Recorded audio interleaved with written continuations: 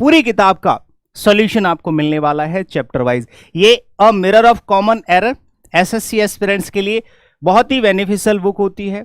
Limited questions होते हैं, एक चैप्टर में लगभग 50 क्वेश्चन है, टोटल 14 यानी कि 14 चैप्टर्स कवर किए गए हैं इस पूरी बुक में। हाँ, ये हमारे टेलीग्राम चैनल है इंग्लिश बाय अनिल जादौन और ओपन स्टडी, जहां पे आपको इस क्लास की पीडीएफ मिल जाएगी प्रिंटेबल फॉर्मेट में भी, और ये जो क्लास नोट्स हैं ये भी। ठीक है, सेशन को लाइक करना, दोस्तों को जरूर शेयर करा करो जिससे कि बाकी के लोगों को भी पता चले, और जो लोग आ चुके हैं वो सब्सक्राइब कर लो जिससे आपको रेगुलर क्लास मिलती रहे। ठीक है, किसी तरह की इंक्वायरी के लिए आपके पास कॉन्टेक्ट नंबर्स होते हैं। ठीक है, चलिए तो यहां से हम लोग शुरुआत करने वाले हैं अपने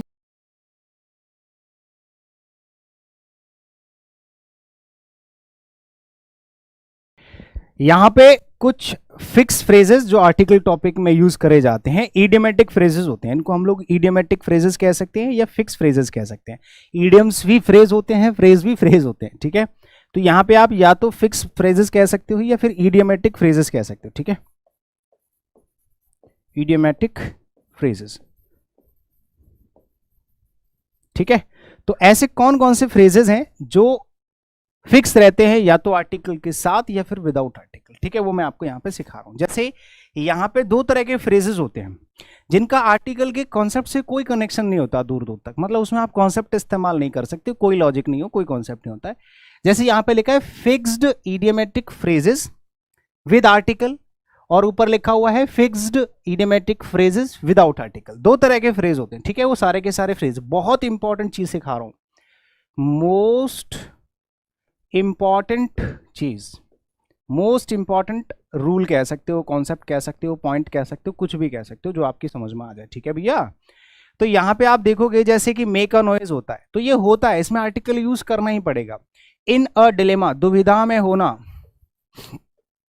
दुविधा में होना, अगर कोई व्यक्ति दुविधा में है, परेशानी में है, उसको कहते हैं इन अ डिलेमा। ये भी सही है, ये भी सही है। ठीक है, इन अ हरी, जल्दी में होना, इन अ फिक्स, निश्चित होना, इन अ नटसेल, इन अ नटसेल होता है पास में होना। ठीक है, नहीं संक्षेप में होना, सॉरी, इन अ नटसेल का मतलब होता है संक्षेप में। अरे संक्षेप में, संक्षेप में मतलब संक्षिप्त में, समझ गए, शॉर्टली। टेल अ लाई, झूठ बोलना होता है। एट अ स्टोन्स थ्रो का मतलब होता है नजदीक, बहुत ही पास, नजदीक। ये फिक्स इडियोमेटिक फ्रेजेस हैं विद आर्टिकल, जिसमें आर्टिकल का यूज होता है। As a rule, keep a secret, have a good sense, have a good day, have a good knowledge, have a good luck, have a good dinner, कुछ भी हो सकता है। हैव अ गुड नाइट, कुछ भी हो सकता है। हैव अ गुड के बाद यहाँ पे sense, day, knowledge, nice, dinner, कुछ भी लिख सकते हो आगे। ठीक है, हैव के साथ आर्टिकल ए आएगा ही, गुड और बैड जो भी आप लगाते हो आगे। इन अ मूड होता है मूड में होना, कि आपका आज इस काम को करने का मूड है, इन अ मूड। इन अ रेग होता है गुस्से में होना। ठीक है, गुस्से में होना, इन अ मूड। अच्छा, नाउ अ डेज होता है आजकल, नाउ अ डेज का मतलब होता है आजकल। ठीक है, हाँ, और यहाँ पे देखो डेज प्लूरल है फिर भी ए लगा हुआ है, इसका मतलब यहाँ पे कॉन्सेप्ट फेल हो रहे हैं, लेकिन ये ऐसे ही बोले जाते हैं, समझ गए। तो इनमें सब में आर्टिकल यूज होता है। अब ये आपको याद करने पड़ेंगे कि कौन कौन से ऐसे फ्रेजेस हैं जिसमें आर्टिकल आता है, कौन कौन से ऐसे फ्रेजेस हैं जिसमें आर्टिकल नहीं आता है। जैसे बाय मिस्टेक होता है, बाय अ मिस्टेक नहीं होता है, कोई आर्टिकल यूज नहीं करना है। इन अ डेंजर नहीं होता है, जो हम अभी बहुत सारे क्वेश्चन करके आए हैं। एट अ होम नहीं होता है, एट दी होम नहीं होता है, इन अ ट्रबल नहीं होता है, गिव टू एन ईयर नहीं होता है, याद रखना। टू लैंड एन ईयर नहीं होता है, कुछ भी नहीं होता है, नो आर्टिकल। आपको direct by mistake, in danger, at home, in trouble. Give year और लैंड ईयर का मतलब होता है ध्यान देना, दोनों का मतलब होता है ध्यान देना। ठीक है, गौर देना, किसी चीज पे ध्यान देना। By a car, by a train, by a bus, कुछ भी नहीं होता, by car, by train, by bus. ठीक है, by ship, by air, by road, ऐसे करके। इन अ डिमांड नहीं होता है, इन डिमांड होता है। सेट ऑन फायर होता है, सेट ऑन फायर होता है, सॉरी। ठीक है, हाँ, यहाँ पे ब्लैंक होना दीजिए, मतलब सेट ऑन द फायर नहीं होता, सेट ऑन फायर होता है। इनफैक्ट होता है, इन डेप्थ होता है, कर्जे में होना। एट लीस्ट होता है, कम से कम। इन डिटेल होता है, विस्तार में। ठीक है, टू टेक हर्ट मैंने अभी अभी बताया था, यहाँ पे वो द लगा देगा, ऐसा बिल्कुल भी नहीं होता है। ठीक है, टू लूज हर्ट होता है, टू टेक हर्ट होता है, ना कि टू टेक द हर्ट, समझ गए। तो ये थे आपके कुछ फिक्स फ्रेजेस विद आर्टिकल और विदाउट आर्टिकल। आई होप कि आपको ये पूरा टॉपिक बहुत अच्छे से क्लियरली समझ में आ गया होगा। क्लियर है मेरे भाई? अच्छा, अगर ये पूरा पार्ट आपको बहुत अच्छे से क्लियरली समझ में आ गया है तो क्वेश्चन नंबर 1 आपके सामने, फटाफट से देख लो। क्वेश्चन नंबर पहला है, टॉपिक नंबर पहला है, टॉपिक है आर्टिकल। क्वेश्चन नंबर 1 है, सारे के सारे क्वेश्चन एरर बेस्ड होंगे, यानी कि कॉमन एरर के ही क्वेश्चन होंगे। अच्छा, एरर का क्वेश्चन कैसे सॉल्व किया जाता है इसके बारे में थोड़ी सी मैं आपको जानकारी दूंगा। कुछ ऐसे भी स्टूडेंट्स हो सकते हैं जिनको ये आइडिया ही नहीं है कि एरर का क्वेश्चन होता क्या है और इसको सॉल्व कैसे करा जाता है। तो पहले मैं आपको रफली आइडिया देता हूँ। एक सेंटेंस लिखा होता है पूरा, एक सेंटेंस या 2 सेंटेंस को कनेक्ट करके एक लंबा सा सेंटेंस होगा। उसमें वो क्या करता है, उस सेंटेंस को कई पार्ट्स में डिवाइड कर देता है। जैसे मैंने सेंटेंस को 3 पार्ट में डिवाइड कर दिया, 4 पार्ट में डिवाइड कर दिया, ठीक है। 4 पार्ट में से किसी एक पार्ट में मैं कोई एक ग्रामेटिकल एरर कर दूंगा, इसमें कोई गलती कर दूंगा अपनी तरफ से, और मैं आपसे पूछूंगा कि बताओ इसमें क्या गलती है। और वो गलती किसी भी टॉपिक से हो सकती है। अभी तो मैं टॉपिक वाइज करा रहा हूं तो डेफिनेटली इसमें आर्टिकल की ही गलती होगी, लेकिन जब आपके एग्जाम में क्वेश्चन आता है वो पर्टिकुलर एक क्वेश्चन एक टॉपिक से नहीं आएगा, पूरी ओवरऑल ग्रामर से आएगा। तो आपको सारे ही टॉपिक पढ़ने पड़ेंगे, ठीक है।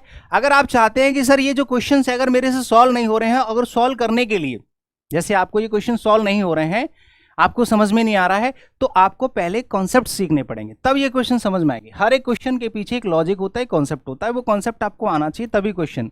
मैं कॉन्सेप्ट यहाँ पे बताते भी चलूंगा, लेकिन और अगर डिटेल में सीखना है फिर आपको फाउंडेशन बेस से इंग्लिश कंप्लीट करनी पड़ेगी, इंग्लिश ग्रामर फाउंडेशन हमारे बैचेस चलते हैं ओपन स्टडी एप्लीकेशन पे, ठीक है। तो फिलहाल मैं बात कर लेता हूं कि एरर का क्वेश्चन इस तरह से पूछा जाएगा, इसमें कोई गलती होगी वो आपको फाइंड आउट करनी है, वही आपका आंसर होता है। अच्छा, एरर के क्वेश्चंस को टैकल करने के लिए सबसे ज्यादा जरूरी क्या होता है? ग्रामेटिकल पॉइंट्स, यानी कि कॉन्सेप्चुअल क्लैरिटी। आपके अंदर अगर कॉन्सेप्चुअल क्लैरिटी नहीं है, आप एक भी क्वेश्चन सॉल्व नहीं कर सकते। कॉन्सेप्चुअल क्लैरिटी है, आपने सारे कॉन्सेप्ट्स को अच्छे से पढ़ लिया है और उनको रिवाइज कर लिया है, तो आप हर एक क्वेश्चन का आंसर कर सकते, ठीक है।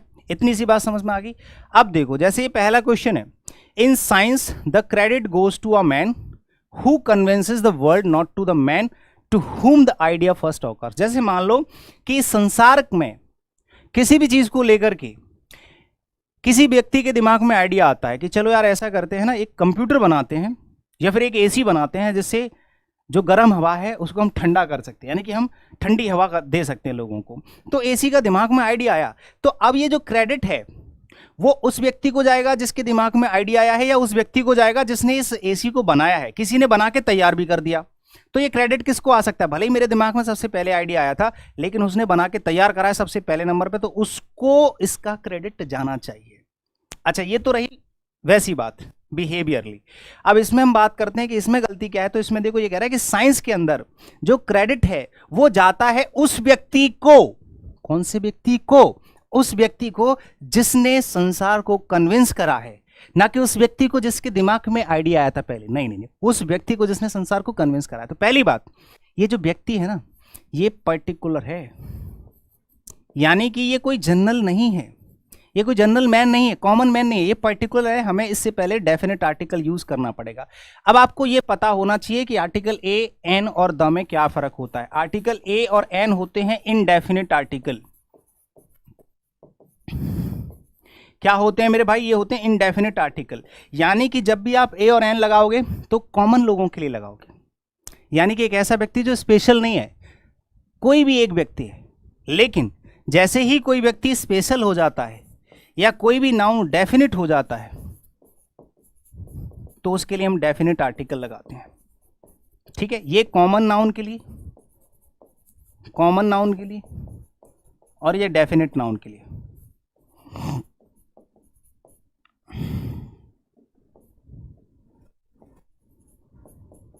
इसके बगल में डेफिनेट नाउन होना चाहिए। अगर किसी पर्टिकुलर व्यक्ति की बात करोगे तो उससे पहले द लगाओगे, अगर किसी जनरल आदमी की बात करोगे तो फिर ए और एन लगाओगे। लेकिन यहाँ पे जो आदमी है जो पर्टिकुलर है, क्योंकि इसके बारे में आगे बात हो रही है, वही व्यक्ति जिसने संसार को कन्विंस किया है। It means we should have to use definite article the before the given noun man, because this man is particular, ठीक है। अगर मैं ऐसे लिख देता I met a man today, आज मैं एक आदमी से मिला, लेकिन आगे मैंने कोई स्पेशलाइजेशन यहाँ पे नहीं दिया है कि वो व्यक्ति कौन था, कैसा था, किसने मिलवाया, कुछ भी नहीं पता हमें इस आदमी के बारे में, तो आप जनरली ए और एन लगा सकते हैं। This sentence is correct. कोई दिक्कत नहीं इसमें, ग्रामेटिकली करेक्ट। तो आप यहाँ ए लगा सकते हैं, बट यहाँ नहीं लगा सकते क्योंकि आगे उसने बता रखा है वही व्यक्ति जिसने संसार को कन्विंस किया। अगर आपको लग रहा है कि सर बहुत स्लो चल रहे हैं, मेरे भाई सुन लो मेरी बात, हम कभी स्लो नहीं चलते, हम अभी बहुत स्पीड में चलने वाले हैं। लेकिन मैं आपको बता रहा हूँ कि सारे क्वेश्चंस का एक्सप्लेनेशन आपको इस तरह से मिलने वाला है और इस तरह से ही आपको क्वेश्चंस के आंसर करने हैं। और अगर आपको इस पूरे क्वेश्चन में कहीं पर भी गड़बड़ी लग रही है, कहीं पर भी आपको कमजोर पार्ट नजर आ रहा है कि मेरी ये चीज़ कमजोर है, तो आपको उस पर काम करना चाहिए। ये एक तरीके से आपका एग्जाम्पल है, ठीक है। अभी हम क्वेश्चंस को बहुत अच्छे से स्पीड अप करते हुए लेके चलेंगे। फिलहाल मैं आपको समझाते हुए चल रहा हूं कि आपको इस तरह से पढ़ना चाहिए। ये कॉन्सेप्ट्स हैं, अभी ये शॉर्ट कॉन्सेप्ट्स हैं, डिटेल्ड आपको फाउंडेशन क्लासेस में मिलेंगे। अगर डिटेल में कराओगे तो ये पूरी किताब एक साल में सॉल्व हो पाएगी समझ रहे हो। तो अभी दोनों चीजें अलग हैं, सीखने वाली क्लास अलग होती है, प्रैक्टिस वाली क्लास अलग होती है, ठीक है। It is only after the war is over that people realize how had it was it was। देखो इसमें मैं एक और चीज़ बताता हूँ आर्टिकल को लेके, ठीक है। आप ये सोचो कि आर्टिकल के बारे में मैं आपको सारी चीज़ें डिटेल में सिखा दूं, तो सिखाने वाली बात अलग होती है ब्रदर, ठीक है, उसमें लग जाएगा टाइम। और सिखाने के लिए मैंने यूट्यूब पर बिल्कुल फ्री में सिखा रखा है, A to Z English batch में, कोई सा भी चैप्टर सर्च करोगे आपको मिल जाएगा, जा करके प्लेलिस्ट चेक कर लीजिएगा, ठीक है भाई। जब भी हम किसी नाउन का जिक्र पहली बार करते हैं, नाउन की बात जब सेंटेंस में हम पहली बार करते हैं, नाउन की बात पहली बार, फर्स्ट टाइम, तो हम उस नाउन से पहले आर्टिकल ए या फिर एन में से कुछ भी लगा सकते हो। लेकिन जब उसी नाउन की बात दोबारा करते हैं, उसी नाउन की बात दोबारा करते हैं, दोबारा करोगे तो उस नाउन से पहले आप डेफिनेट आर्टिकल लगाओगे द, ठीक है। इस बात का ध्यान रखना। जैसे कि यहां पे कह रहा है it is only after the war is over.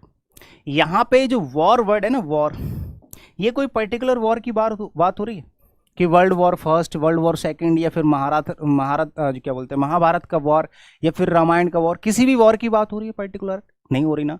मतलब ये कॉमनली यूज किया गया नाउन है, यानी कि इससे पहले आप इंडेफिनिट आर्टिकल यूज करोगे, ना कि डेफिनेट आर्टिकल। और पहली बार इस नाउन का यूज हो रहा है, और पहली बार हो रहा होता और इसके बारे में अगर कोई बात हो रही होती कि कौन सी वॉर की बात हो रही है, तो ये डेफिनेट होता।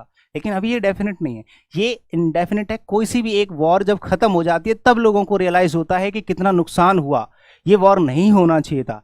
तो यहाँ पे किसी एक पर्टिकुलर वॉर को टारगेट नहीं किया गया है। ये वॉर वर्ड जो है वो इनडेफिनेट है, पर्टिकुलर नहीं है, कॉमन है। किसी भी वॉर की बात हो रही है, जब भी कोई लड़ाई होती है तो लड़ाई खत्म होने के बाद लोगों को रियलाइज होता है कि यार ये वॉर नहीं होना चाहिए था। समझ गए? हाँ, तो यहां पे आपको द की जगह ए करना पड़ेगा, आपका आंसर हो जाएगा ऑप्शन नंबर बी। ठीक है मेरे भाई, बहुत बढ़िया। चलिए आगे चलते हैं, क्वेश्चन नंबर 3।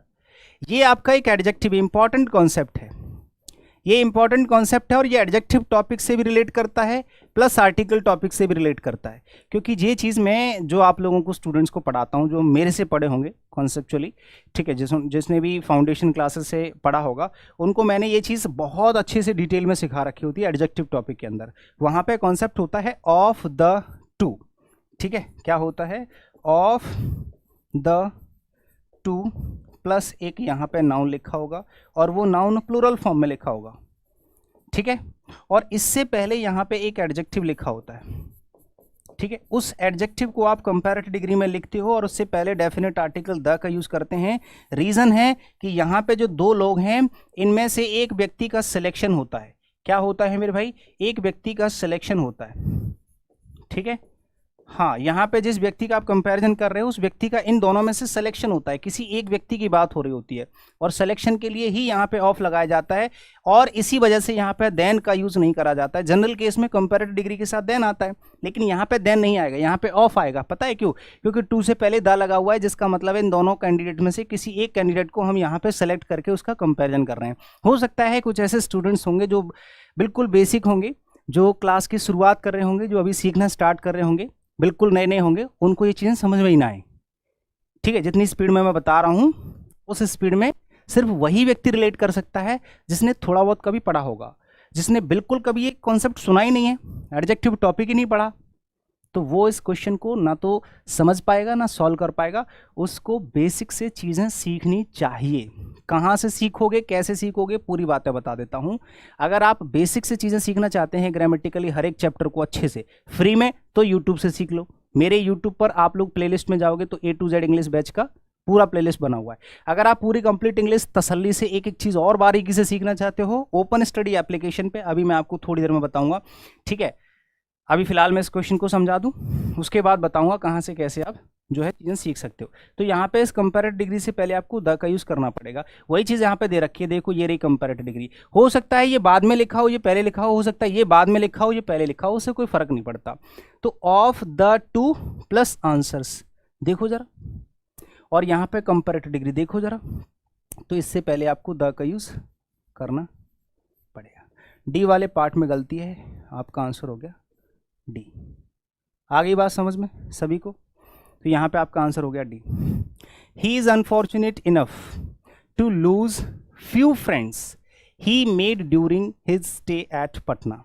देखो वह अनफॉर्चुनेट हो गया है, काफ़ी अनफॉर्चुनेट है, यानी कि वो दुर्भाग्यशाली है। अच्छा, दुर्भाग्यशाली क्यों है? क्योंकि उसने अपने कुछ दोस्त खो दिए हैं।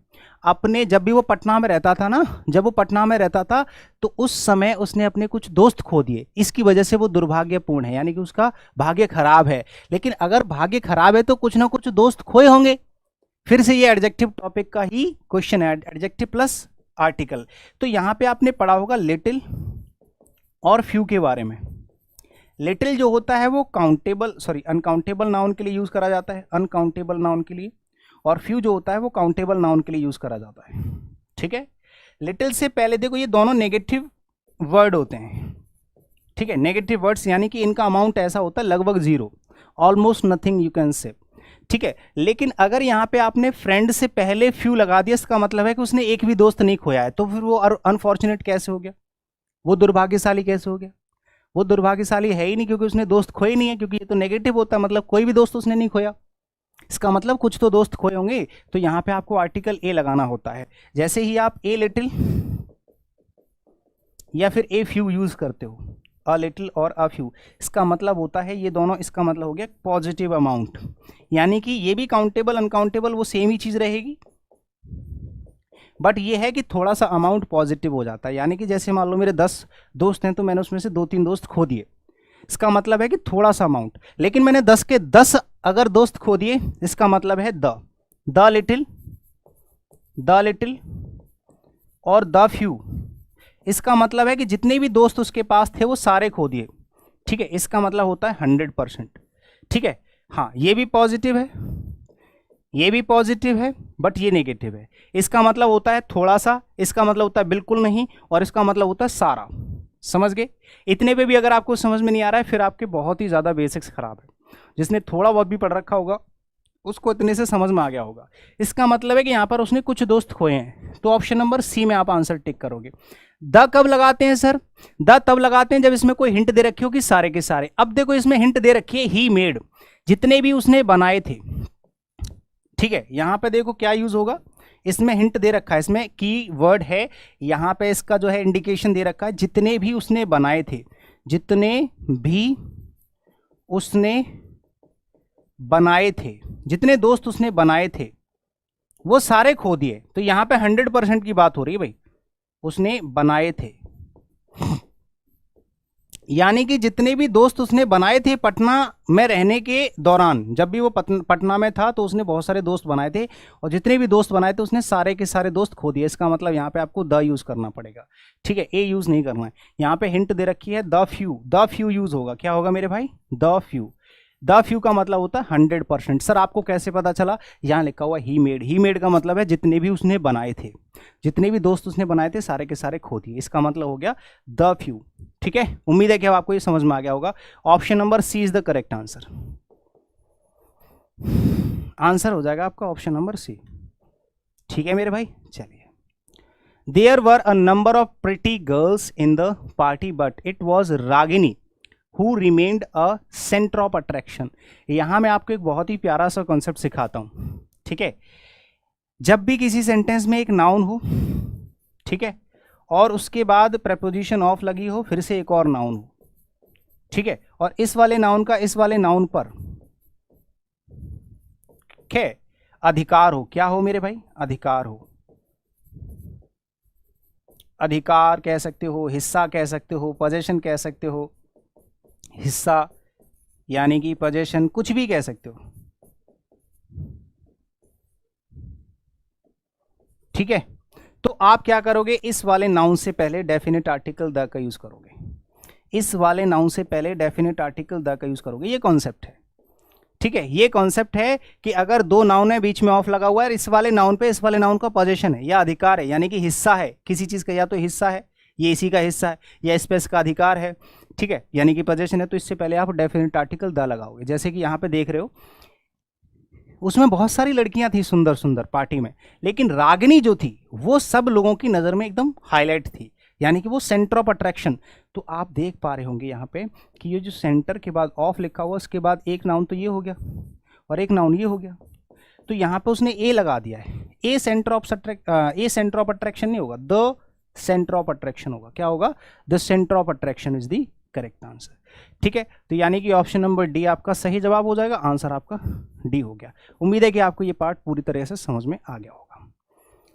अब मैं आप लोगों को बताने वाला हूं कि ऐसे स्टूडेंट्स जिसको ये चीजें समझ में आ रही हैं, यानी कि उसने थोड़ा बहुत पढ़ रखा है या बहुत अच्छे से पढ़ रखा है, अगर अभी भी किसी को चीजें समझ में नहीं आई हैं, इसका मतलब है कि अभी वो बहुत ही बेसिक है, वो स्टूडेंट बिल्कुल शुरुआत कर रहा है। और जो स्टूडेंट शुरुआत कर रहे हैं और उनको चीज़ें पूरी तरह से सीखनी है, तो इधर उधर यूट्यूब पे भटकने से कोई फायदा है नहीं है। आप पर्टिकुलर किसी भी टीचर से पढ़ो, किसी भी टीचर से कोई मतलब नहीं है, आप कहीं से भी पढ़ो। मैं कहूँ जहाँ से भी आपको अच्छा लगता है वहाँ से पढ़ो, लेकिन अगर आप मेरे से पढ़ना चाहते हैं कि मैं आपको बहुत अच्छे से सारी चीज़ें शुरू से लेकर के आखिरी तक अच्छे लेवल तक, चाहे आप मेंस की तैयारी क्यों ना कर रहे हो, आपको इंग्लिश इससे बाहर नहीं मिलेगी, तो आपको कंप्लीट इंग्लिश का एक फाउंडेशन बैच ज्वाइन करना चाहिए। अभी हमारे देखो बैच जो होते हैं वो नए आते रहते हैं, ठीक है। अभी जो हमारे बैच हैं 11 बैचेस कंप्लीट हो चुके हैं, अभी हमारे एप्लीकेशन पे बैच नंबर 12 चल रहा है जो लाइव प्लस वीओडी है। अगर कोई भी ऐसा स्टूडेंट है जो चाहता है कि मुझे कंप्लीट इंग्लिश चाहिए, ये आपका बैच है लाइव प्लस वीओडी, यानी कि आपको 50% क्लासेस इसमें रिकॉर्डेड मिल जाएंगी जो ऑलरेडी हो चुकी हैं, और 50% ऐसी क्लासेस हैं जो अभी लाइव चल रही हैं। आप चाहो तो ये बैच ले सकते हो। इसमें आपको कंप्लीट क्लासेस मिलेंगी, बिल्कुल बेसिक से लेकर के हाई लेवल तक कंप्लीट, चाहे ग्रामर हो, वोकैबुलरी हो, कॉम्प्रिहेंशन हो, स्ट्रैटेजी हो, कुछ भी हो, सब कुछ इसमें मिल जाएगा। प्री एग्जाम देना है, मेंस एग्जाम देना है, इससे बाहर कुछ नहीं जाएगा। और एग्जाम चाहे कोई सा भी हो, आप चाहे एसएससी की तैयारी कर रहे हो, आप टीचिंग एग्जाम की तैयारी कर रहे हो, डिफेंस एग्जाम की तैयारी कर रहे हो, बैंकिंग एग्जाम की तैयारी कर रहे हो, किसी एग्जाम की तैयारी कर रहे हो, लाइव प्लस क्लास नोट सब कुछ मिलेगा, बेसिक से लेकर हाई लेवल। 200-250 वीडियो लेक्चर्स का कंप्लीट बैच होता है, अपडेटेड कंटेंट होगा इसमें सारा का सारा, ठीक है। और ये जो क्लासेस हैं ये भी आपको इस बैच में मिल जाएंगी, जो मैं अभी आपको सॉल्व करा रहा हूँ, ये भी आपको इस बैच में मिल जाएंगी, जिससे आपको एड्स ना देखने पड़े। अगर आप चाहते हैं कि मुझे सर फुली रिकॉर्डेड चाहिए सेम कंटेंट के साथ, तो फुली रिकॉर्डेड सेम कंटेंट के साथ आपको ये मिल जाता है। इसमें 100% क्लासेस वीओडी हैं, कोई क्लास लाइव नहीं मिलेगी, सारा रिकॉर्डेड है। तो आप ये वाला बैच भी ज्वाइन कर सकते हैं। मोस्ट डिमांडेड और मोस्ट सेल्ड, यानी कि सबसे ज़्यादा सेल्ड इसी बैच की होती है, रिकॉर्डेड बैच की, क्योंकि जो स्टूडेंट जल्दी जल्दी खत्म करना चाहते हैं वो रिकॉर्डेड बैच लेते हैं। सारे बैचेस की जो लाइफ टाइम वैलिडिटी होती है, आप कभी तक भी पढ़ सकते हैं। मिनिमम प्राइस होता है हमारे एप्लीकेशन पे। ओपन स्टडी एप्लीकेशन आपको डाउनलोड करना पड़ेगा, या openstudyApp.com वेबसाइट पे आप जाकर के लॉग इन कर सकते हैं, ठीक है। अगर कोई भी स्टूडेंट ऐसा है जो हमारे गुरुकुल में आके पढ़ना चाहता है, तो ओपन स्टडी का गुरुकुल चलता है दिल्ली में, मुखर्जी नगर में, ठीक है। वहाँ पे आके अगर आप पढ़ना चाहते हैं तो हम ही आपको हॉस्टल, खाना, लाइब्रेरी, क्लासेस, गाइडेंस, सारी चीज़ें आपको मिलती हैं, वाईफाई, ठीक है, 24 आवर, ठीक है। बढ़िया अंडर गाइडेंस आपको पढ़ने का मौका मिलता है, डाउट फैसिलिटी सब कुछ आपको एक ही जगह मिल जाएगा, ठीक है, एक मिनिमम एक कंप्लीट पैकेज में, ठीक है। तो ऐसे स्टूडेंट जो गुरुकुल आना चाहते हैं वो इन नंबर्स पे कॉल और मैसेज करके दिल्ली आके पढ़ना चाहते हैं तो यहाँ रह के पढ़ाई कर सकते हैं, ठीक है भाई। ये थी कुछ बात, और भी हमारे ओपन स्टडी एप्लीकेशन पे बहुत सारी चीज़ें हैं जो आप वहाँ से अवेल कर सकते हैं। ये था कुछ ऐसी बातें जो आपको हो सकता है इन चीज़ों की ज़रूरत हो। अब इसके बाद आपको कोई डिस्टर्बेंस नहीं होगा, बीच बीच में मैं आपको चीज़ें जो है गैप देता रहूँगा थोड़ा सा, ठीक है। आप लोग जो है अब स्टार्ट कर सकते हैं, यहाँ से हम बिल्कुल भी नहीं रुकने वाले, ठीक है। चलिए क्वेश्चन नंबर 6। अब थोड़ा सा हम लोगों को स्पीड भी बढ़ानी पड़ेगी, क्योंकि इतनी स्लो तो भाई ये क्लास फिर 30-40 घंटे की होगी। है ना। तो आपके बेसिक कॉन्सेप्ट्स क्लियर होने चाहिए इस क्लास को कंप्लीटली अच्छे से देखने के लिए। I have been informed that doctor Sinha visits Patna the following month. बताओ इसमें क्या गलती है, कोई भी बता सकता है। आर्टिकल टॉपिक से रिलेटेड, जरूरी नहीं है कि एरर डिटेक्शन के क्वेश्चन में हर एक क्वेश्चन में गलती हो, आपके दिमाग के साथ भी खेल सकता है एग्जामिनर। हो सकता है वो क्या कर दे कि सेंटेंस को सही कर दे, जैसे कि ये लिखा हुआ, इसमें कोई गलती नहीं है। आप देख रहे हो आई हैव बीन इन्फॉर्म्ड, मैं इन्फॉर्म कर चुका हूं किसको, दैट की डॉक्टर सिन्हा विजिट्स, जो डॉक्टर सिन्हा है वो विजिट करते हैं पटना को। ठीक है, पटना जो है वो एक क्या है, प्रॉपर नाउन है जिससे पहले कोई आर्टिकल नहीं आता है। अच्छा, यहाँ पे जो मंथ है उससे पहले अगर फॉलोइंग लिखा है या कोई भी एडजेक्टिव लिखा है तो आप उससे पहले डेफिनेट आर्टिकल द लगा सकते हैं, नो एरर, कोई दिक्कत नहीं सेंटेंस में कहीं पर भी। तो इसका आंसर हो जाएगा ऑप्शन नंबर ई। ठीक है, इनके एक्सप्लेनेशन आपको लास्ट के पेजेस पे भी मिल जाएंगे, फिलहाल मैं आपको एक्सप्लेनेशन साथ के साथ भी देते चल रहा हूं। ठीक है, he is the best artist of the time but unfortunately least recognized।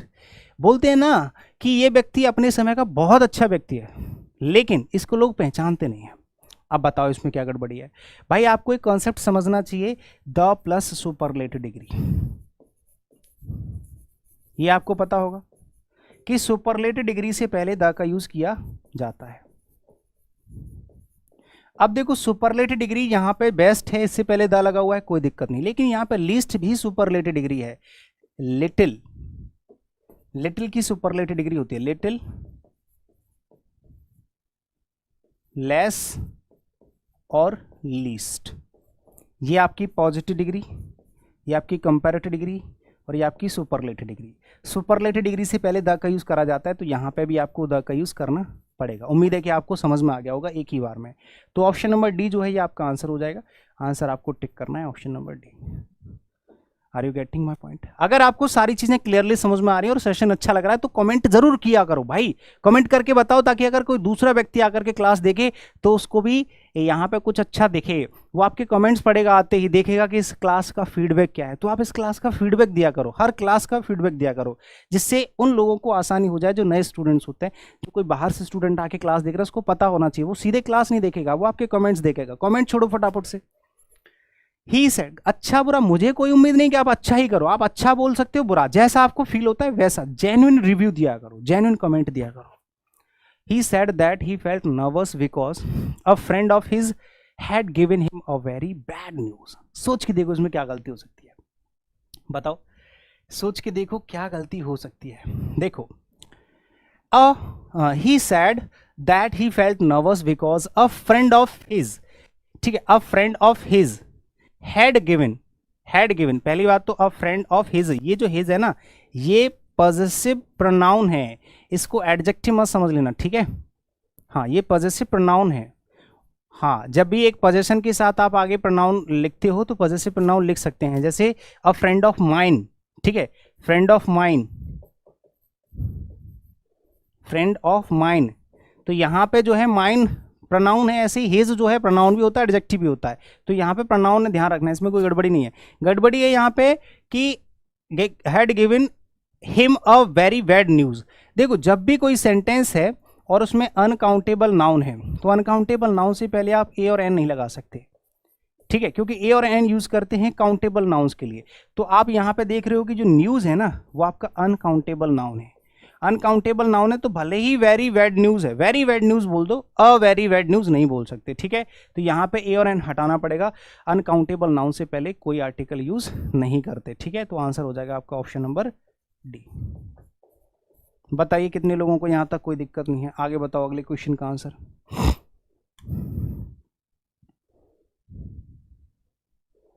चलिए फटाफट से अगले क्वेश्चन का आंसर बताओ, सोच लो फिर बताना, ठीक है। I don't like that type of a man. ये अगर आप लोगों ने आर्टिकल्स पढ़े होंगे, नहीं पढ़े हैं तो पढ़ना पड़ेगा, और अगर पढ़ रखा है तो आपको तुरंत याद आ जाएगा। चाहे तो हो काइंड ऑफ, चाहे हो आपका टाइप ऑफ, चाहे हो आपका सॉर्ट ऑफ, ठीक है। इसके बाद जो भी नाउन आएगा आप उस नाउन से पहले कोई आर्टिकल यूज नहीं करोगे। No article is used before noun after type of, sort of and kind of. Clear है? बताइए कितने लोगों को यहाँ तक कोई दिक्कत नहीं है ब्रदर? तो यहाँ पे देखो टाइप ऑफ के बाद जो नाउन लिखा है आप इससे पहले आर्टिकल यूज नहीं करोगे। Option number B is the correct answer. Option number B is the correct answer. Clear? Next, he claims to be a linguistic but in reality he does not know even the ABC of linguistics। Check करो, ये question कई बार आ चुका है, अलग अलग एक ही question अलग अलग तरीके से पूछा गया है। जैसे एक टाइप तो ऐसे पूछ लिया जैसे इस पे लिखा हुआ है, एक टाइप इसको चेंज करके पूछ लेगा। मैं आपको बता चुका हूं अभी भी थोड़ी देर पहले कि अगर नाउन है उसके बाद ऑफ है उसके बाद नाउन है, ठीक है, तो आप इस नाउन से पहले डेफिनेट आर्टिकल द का यूज करोगे, यस और नो? करोगे, बिल्कुल सही है, ठीक है। यहां पे देखोगे लिंग्विस्टिक्स जो है वो एक नाउन है, भाषा विज्ञान, इसको कहते हैं भाषा विज्ञान। ये आपका वन वर्ड में भी क्वेश्चन पूछा जाता है, ठीक है, इसको कहते हैं भाषा विज्ञान, साइंस ऑफ लैंग्वेजेस, ठीक है। और ये ऑफ लगा हुआ है, ये एबीसी भी नाउन है। एबीसी का मतलब होता है बेसिक्स, ठीक है, ये भी नाउन है। एबीसी का मतलब होता है बेसिक्स, किसी भी चीज के बेसिक्स को एबीसी कहते हैं, ठीक है। जैसे you don't know the basics, you don't know the ABC of article, जिसकी वजह से आप क्वेश्चन सॉल्व नहीं कर पा रहे, आपको अभी आर्टिकल की एबीसी भी नहीं पता है, ठीक है। तो इससे पहले डेफिनेट आर्टिकल द का यूज होना चाहिए, जो कि इसमें ऑलरेडी हो चुका है। अब हो चुका है मतलब सेंटेंस में कोई गलती नहीं है, आंसर हो जाएगा आपका नो एरर। आंसर क्या हो गया मेरे भाई? नो एरर हो गया, ठीक है। ये तो हो गया आपकी बात यहाँ पे क्लियर। अच्छा, एक चीज और समझ लो कि इसी क्वेश्चन को वो दूसरे तरीके से कैसे पूछ सकता है कि वो यहाँ पे एबीसी से पहले एन लगा देगा, एन एबीसी ऑफ, एन लगा देगा, तो वहां पे आपको एन की जगह द करना पड़ेगा। ऐसा कई बार आ चुका है, ठीक है। The remedy lies in promoting values of humanism and democracy so as to combat the oncoming brand of fascism. बताओ इसका आंसर कौन बताएगा? बताओ बताओ बताओ बताओ बताओ बताओ बताओ, सोचो सोचो। द रेमेडी मतलब होता है इलाज, लाइज इन प्रमोटिंग, किसी भी चीज का इलाज किस चीज में बसता है? प्रमोट करने में। प्रमोटिंग, किस चीज को प्रमोट करने में?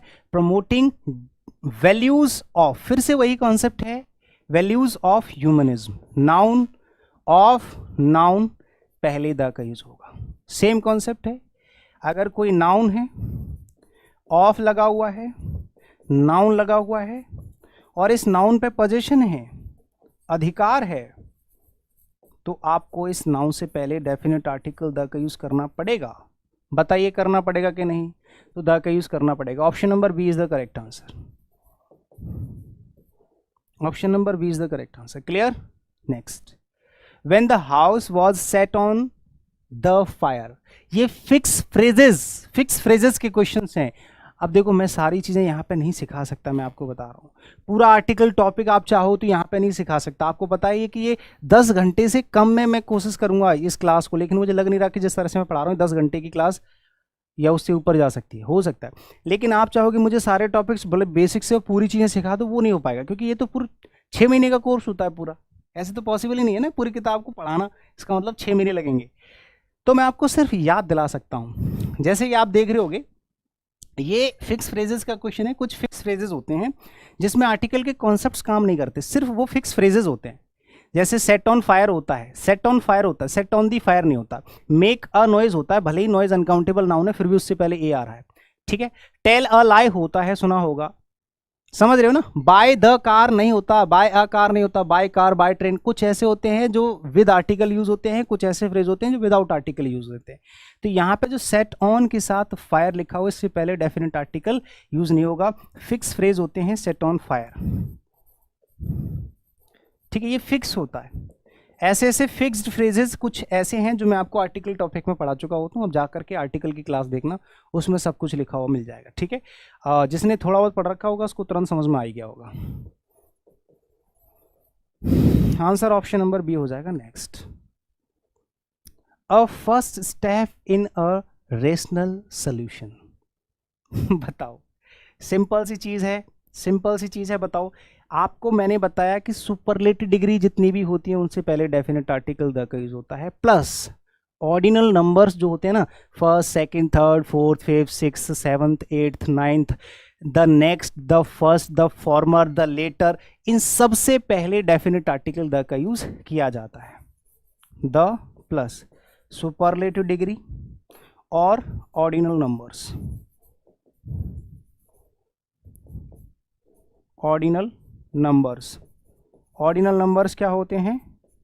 First, second, ETC, the next, the last, ये सब, ठीक है। द फॉर्मर, द लेटर, ये सारे के सारे आपके ऑर्डिनल नंबर्स होते हैं। कार्डिनल नंबर कौन कौन से होते हैं? 1 2 3 4 5 6 7, ये सब। तो आपको पता चल गया कि यहाँ पे क्या गलती है कि फर्स्ट जो है वो ऑर्डिनल नंबर है, इससे पहले द का यूज करेंगे। अगर 1 होता तो इससे पहले द का यूज नहीं करते, ठीक है। Little knowledge of music that he possessed, मैंने आपको बताया था कि लिटिल और अ लिटिल से पहले, सॉरी लिटिल और फ्यू से पहले अगर आप आर्टिकल नहीं लगाते हो, negligible amount of something show करता है, यानी कि ऑलमोस्ट नथिंग, ऑलमोस्ट जीरो। लेकिन ये कह रहा है कि जितनी भी म्यूजिक की नॉलेज उसको है, जितनी भी, कैसे पता चला सर आपको? क्योंकि यहां पे लिखा हुआ है जितनी भी, दैट ही पजेस्ड। जैसे मान लो ये नॉलेज ऑफ म्यूजिक है और जितनी भी नॉलेज ऑफ म्यूजिक है उसके पास, जिस पे उसका अधिकार है, यानी कि इस ही का अधिकार है इस पे। सर आपको पता कैसे चल जाता है ये सारी बातें? भाई साफ साफ लिखा हुआ है। अगर यहाँ पे ये नहीं लिखा होता, दैट ही पजेस्ड नहीं लिखा होता, तो आप यहाँ पे नॉलेज से पहले कुछ भी लगा सकते थे, लिटिल भी लगा सकते थे, अ लिटिल भी लगा सकते थे, कुछ भी लगा सकते हो। लेकिन ये कह रहा है कि knowledge, little knowledge of music that he possess, जितनी भी उस पे है, जितना भी उसका अधिकार है नॉलेज पे, वो सारी नॉलेज ने प्रूफ कर दिया है to be a boon for him, उसके लिए एक वरदान। इसका मतलब you should have to use definite article the before little in this context. Are you agree with me? अगर नहीं कर रहे हो ना तो आपने कुछ भी सीखा नहीं है, सीखना पड़ेगा, पहले सीखो। नहीं भी सीखा है तो कोई बात नहीं, मैं एक बार फिर से सिखाने की कोशिश करता हूं कि लिटिल और फ्यू से पहले ए और एन तब लगाते हैं जब थोड़ा सा अमाउंट होता है। ए और एन द कुछ नहीं लगाते जब बिल्कुल ऑलमोस्ट नथिंग की बात होती है। लेकिन जितना भी है सारा 100% की बात करते हैं तो द का यूज करते हैं, और यहाँ पे वही बात करी जा रही है। जितनी भी उसके पास नॉलेज है वो सारी की सारी नॉलेज उसने प्रूफ कर दिया है कि उसके लिए वरदान है, तो the little of knowledge use करना पड़ेगा। Option number A is the correct answer. Don't talk to him, he always remains in temper these days। Fix phrases का क्वेश्चन है, फिक्स फ्रेजेस का क्वेश्चन है। बताओ भाई, ऐसे ऐसे बहुत सारे क्वेश्चन होते हैं, ऐसे ऐसे बहुत सारे फिक्स फ्रेजेस आए होते हैं। जैसे कि यहाँ पे इन टेम्पर लिखा हुआ है, तो इन टेम्पर गलत हो जाएगा, इन अ टेम्पर होता है, इन अ टेम्पर होता है हमेशा गुस्से में रहना, इन अ टेम्पर होता है गुस्से में होना। तो यहाँ पे इन टेम्पर जो है वो फिक्स फ्रेज नहीं है, गलत है, इन अ टेम्पर बोलना पड़ेगा। भले ही अनकाउंटेबल नाउन है फिर भी इससे पहले आर्टिकल यूज करना पड़ेगा, ये फिक्स फ्रेज है, ठीक है। ऐसे ऐसे बहुत सारे फिक्स्ड फ्रेजेस होते हैं, जैसे at a stone's throw, tell a lie, at a stone's throw सुना है ना आपने, ठीक है। एट अ स्टोन्स थ्रो, तो ए उसके साथ फिक्स रहता है। ऐसे ऐसे बहुत सारे फ्रेजेस हैं, ठीक है। यहाँ पे जो भी आते जाएंगे। अच्छा, एक काम ऐसा कर सकते हो कि जो जो फिक्स फ्रेजेस आ रहे हैं उनको लिखते चलो। एक नोटबुक या कोई कागज ले लो, कोई पेन ले लो, उस पर लिख लो। 2-3 आ चुके हैं, ठीक है, उन सबको लिख लो। और भी जितने भी आएंगे फिक्स फ्रेजेस से बहुत सारे क्वेश्चन पूछे जाते हैं आर्टिकल टॉपिक में, ध्यान रखना, तो उनको लिखते चलना, ठीक है। He boast of having good knowledge of mathematics but everybody knows how far he is good at mathematics. क्या लगता है इस क्वेश्चन में कहां पर गलती है? सोच के देखो, सोच लो। अगर नहीं है तो मैं बता देता हूं, ठीक है, पूरा कॉन्सेप्ट बता रहा हूं। अगर कभी भी, ये भी फिक्स फ्रेजेस का ही आप कह सकते हो, हैव के बाद जो भी आप डायरेक्ट नाउन लिखते हो या फिर आप एडजेक्टिव प्लस नाउन लिखते हो, एडजेक्टिव प्लस नाउन, ठीक है, आपको यहाँ पे आर्टिकल ए या फिर एन यूज करना पड़ता है। जैसे मैंने कहा, have a good day, have a good luck, have a good nice, have a nice day, have a nice music, ठीक है, हैव अ नाइस डिनर ऐसे करके बोलते हैं। तो हैव के बाद जो भी आप नाउन या फिर एडजेक्टिव प्लस नाउन लिखोगे, आप उससे पहले आर्टिकल ए और एन लगाना पड़ेगा। तो यहां पे आपको वही करना है। देखिए जरा, हैव ए और एन प्लस नाउन या हैव ए और an plus adjective plus noun. तो यहां पे देखो हैविंग के बाद गुड नॉलेज लिखा हो, भले ही नॉलेज जो है वो आपका क्या है, अनकाउंटेबल नाउन है, भले ही। Have a good day, have a good music, have a good knowledge, have a nice day, have a fun, कुछ भी बोल सकते हो, बट आपको वहां पर आर्टिकल ए का यूज करना पड़ेगा। एन तब लगाते हैं जब आगे उसके क्या लिखा होगा, कोई भी वॉवेल साउंड वाला वर्ड लिखा होगा। तो आपको क्या करना पड़ेगा, option number B answer tick करना पड़ेगा। ठीक है, it was by a mistake नहीं होता है, बाय मिस्टेक होता है मेरे भाई, कितनी बार बताएं, है ना। फिक्स फ्रेज कह सकते हो या फिर आप लॉजिकली भी पढ़ सकते हो। आपने कई बार प्रपोजिशन में पढ़ा होगा, प्रपोजिशन टॉपिक के अंदर बाय मिस्टेक होता है, बाय अ मिस्टेक नहीं होता है, बाय अ कार नहीं होता है, बाय द कार नहीं होता है, by car, by train, by bus, by mistake ऐसे बोलते हैं। समझ रहे हो। तो यहां पे ऑप्शन नंबर बी आपका सही हो जाएगा। आगे चलिए, these orders of the manager may put the lives of 2000 workers in danger। in danger होता है, not in a danger, in danger। Fix phrases लिखते चलो, इससे पहले वाला भी लिखो, ये भी लिखो, जितने भी फिक्स फ्रेजेस वाले क्वेश्चंस हैं, सारे के सारे क्वेश्चन आपको यहाँ पे मैं सिखा रहा हूँ, इनको लिखते चलो। कौन कौन से ऐसे क्वेश्चंस हैं, कौन कौन से ऐसे फ्रेजेस हैं जिनमें आर्टिकल आता है या नहीं आता है। कुछ ऐसे हैं जिनमें आर्टिकल नहीं आता है, कुछ ऐसे हैं जिनमें आर्टिकल आता है। तो ये इन डेंजर होता है, खतरे में डालना, इन अ डेंजर नहीं होता है। बहुत ही कंफ्यूजेबल चीजें हैं भाई साहब। इन डेंजर होता है, नॉट इन अ डेंजर। अच्छा, इन अ टेम्पर होता है। कोशिश करूंगा डेफिनेटली। चलो मैं एक और चीज बता रहा हूं, अभी जैसे ही आर्टिकल टॉपिक खत्म होगा, जैसे ही आर्टिकल टॉपिक खत्म होगा, यहां पे इस आर्टिकल टॉपिक के खत्म होने पे जब 50 क्वेश्चन कंप्लीट हो जाएंगे, तो उस क्लास के लास्ट में मैं आपको सारे के सारे फिक्स फ्रेजेस एक साथ यहां पे सिखा दूंगा। ठीक है, आई गारंटी। अब क्या करना है, ये सारे के सारे फिक्स फ्रेजेस मैं लास्ट में सिखा दूंगा कि कौन कौन से ऐसे फ्रेज हैं जो आपके आर्टिकल के साथ यूज होते हैं, कौन से ऐसे फिक्स फ्रेजेस हैं जिनमें आर्टिकल नहीं आता है। अभी करा दूंगा, ठीक है। ये क्वेश्चंस खत्म होने के लास्ट में मैं आपको सारे फ्रेजेस एक साथ बता दूंगा, ठीक है, डोंट वरी। तो इन अ टेम्पर सही होता है, इन डेंजर सही होता है, इसमें ए नहीं आएगा, डी वाले पार्ट में गलती है, आंसर आपका डी हो गया। I inspired him to take the heart, to take the heart, ये भी फिक्स फ्रेज है। ये ईडियम कह सकते हो आप, ईडियम और फ्रेज कह सकते हो, ईडियम भी कह सकते हो। सोच के देखो, कभी सुना है ऐसा, है कभी सुना है? या तो आप फिर ईडियम कह सकते हो, या तो आप कह सकते हो to take heart, to take heart, ठीक है, या फिर आप कह सकते हो टू लूज हर्ट। देखो, टू टेक हर्ट और टू लूज हर्ट का मतलब क्या होता है, जैसे आप किसी भी काम में अपना मन लगा के काम कर रहे हो, कोई भी काम कर रहे हो, जैसे आप मान लो दौड़ रहे हो, तो दौड़ने के लिए आपको एनर्जी चाहिए। अगर आप उस काम में जान झोंक दो तो आपको कहा जाएगा you have taken, you have to taken, you have,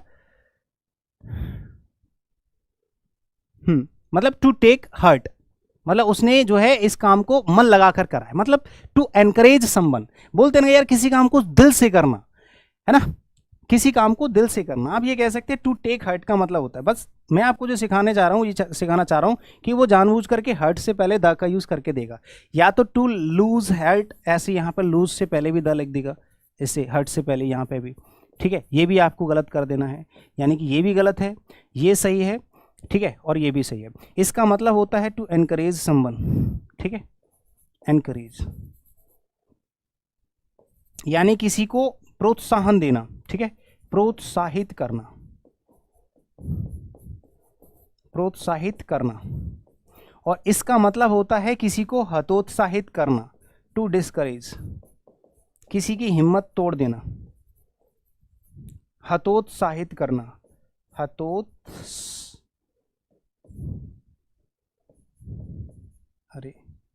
हतोत्साहित करना। ये भी फिक्स फ्रेजेस हैं, याद रखना, ये इडियम्स हैं, यानी कि फ्रेज हैं एक तरीके से कि ऐसा व्यक्ति जिसको आप उसकी करेज को कम कर रहे हो कि तू नहीं कर सकता, तेरे से नहीं हो पाएगा, इसका मतलब है कि आप उसको टू लूज हर्ट, यानी कि उसको हतोत्साहित कर रहे हो, और किसी को एनकरेज कर रहे हो तुम कर सकते हो, यस यू कैन डू, तो टू टेक हर्ट होता है। समझ गए दोनों का मीनिंग, बट दोनों में ही आर्टिकल द का यूज नहीं होता, इतना ध्यान रखना। तो option number B is the correct answer. चीजों को एक्सप्लेन करते हुए चल रहा हूं मैं आपको, ठीक है। In my opinion it is not the failures that have made him lose the heart. देखो फिर से वही चीज आ गई, अभी हमने टेक द हर्ट लिखा था, यहाँ पे लूज द हर्ट लिख दिया है, तो आपको फिर से यहाँ पे हर्ट से पहले द का यूज नहीं करना है, तो option number C is the correct answer. समझ गए यहाँ पे गलती क्या है, देख लो, है ना। Next, the most happy marriage would be a union of a deaf man to a blind woman. ये क्वेश्चन कितनी बार रिपीट हो चुका है बताना एक बार सोच के, है कितनी बार रिपीट हो गया यही कॉन्सेप्ट, सेम कॉन्सेप्ट, कम से कम 6 बार। प्रैक्टिस करने का, ज्यादा से ज्यादा क्वेश्चंस प्रैक्टिस करने का सिर्फ यही फायदा होता है कि जो कुछ भी आपने सीखा है, जितने भी कॉन्सेप्ट्स आपने सीखे हैं, सारे के सारे कॉन्सेप्ट्स आपके दिमाग में यहाँ सेट हो जाते हैं हमेशा हमेशा के लिए। जैसे कि यहाँ पे एक कॉन्सेप्ट तो आपके दिमाग में ऐसे सेट हो गया होगा कि अब आप इसको कभी भूल ही नहीं पाओगे। कौन सा वाला, ये वाला, जब दो नाउन के बीच में ऑफ लगा हो और पहले वाले नाउन पे इस वाले नाउन का पोजीशन है, तो आप यहाँ पे डेफिनेट आर्टिकल द का यूज करोगे। तो यहाँ पे यही लिखा हुआ है कि जो हैप्पी मैरिज होती है वो कौन सी है, सबसे ज्यादा हैप्पी मैरिज ये है कि एक अंधे औरत के लिए एक बहरा आदमी मिल गया, उन दोनों की शादी करवा दी। तो यहाँ पे जो यूनियन है, आगे जो नाउन है a deaf man to a blind woman, इस पूरे नाउन, कंप्लीट नाउन, यहाँ से यहाँ तक पूरा नाउन है पूरा, इस पूरे के पहले ऑफ और उससे पहले एक नाउन लिखा हुआ है, ठीक है। तो आप इससे पहले डेफिनेट आर्टिकल द का यूज करोगे, द यूनियन होगा ना कि अ यूनियन, ठीक है। तो ये कॉन्सेप्ट आपको रट गया होगा। यही आप लोग पूछते हैं ना कि सर ये रूल्स इतने सारे कैसे याद होंगे, ऐसे ही याद होंगे, प्रैक्टिस करो जितनी ज़्यादा हो सकती है। John suggested to his brothers that they should go to the school regularly. कुछ नाउन ऐसे होते हैं जिनको आप अगर सेम पर्पस के लिए यूज करते हो, मैं आपको ओरली सिखा सकता हूं, ओरली बता दूंगा, डोंट वरी, ठीक है।